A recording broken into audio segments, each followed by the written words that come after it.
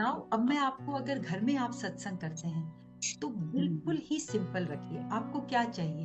क्योंकि हमने देखा है गुरुजी अपने आसन पे बैठते थे।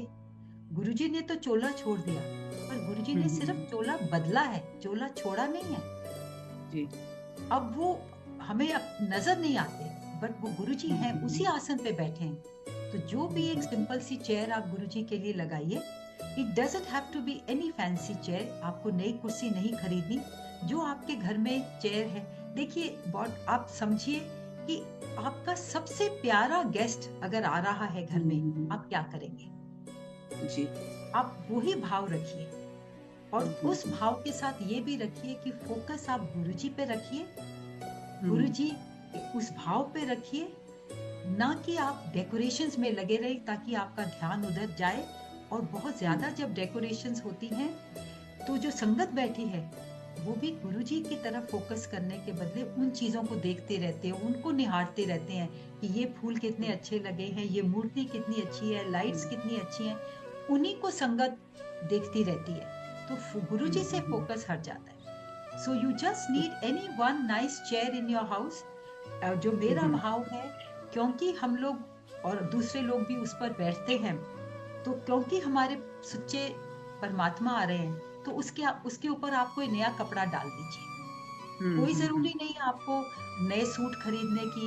ये भी प्रथा है कि and you know this is जी। An evolution.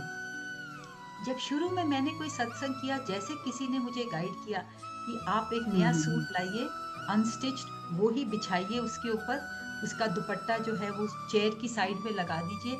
मैंने वैसे किया, but now over time I don't feel the need of doing that.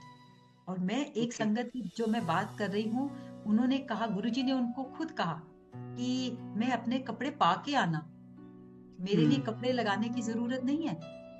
तो हाँ। आप इस भाव से निकल जाइए कि आपको नया सूट लगाना है। मेरे विचार से, क्योंकि अगर जो वो घर का सिंगल सोफा है या कोई भी कुर्सी है, क्योंकि हम उस पे बैठ चुके हैं, दूसरी संगत उस गेस्ट हमारे आके बैठते हैं, तो आप इसके ऊपर एक कोई नया सुच्चा कपड़ा लगाइए, क्लीन। ट्रू, चाहे वो ट्रू। कपड़ा आपका, तो उस पे आपने बाद में सूट का कपड़ा रखना है, बट ये ध्यान रखिए कि कपड़ा साफ हो और चुभने वाला ना हो। बहुत बार मैं देखती हूँ कि इतने जरी के काम होते हैं, उसमें इतना बीड वर्क हुआ होता है।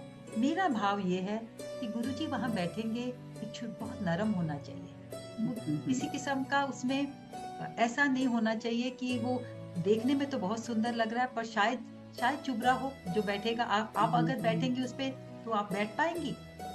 So true, just okay.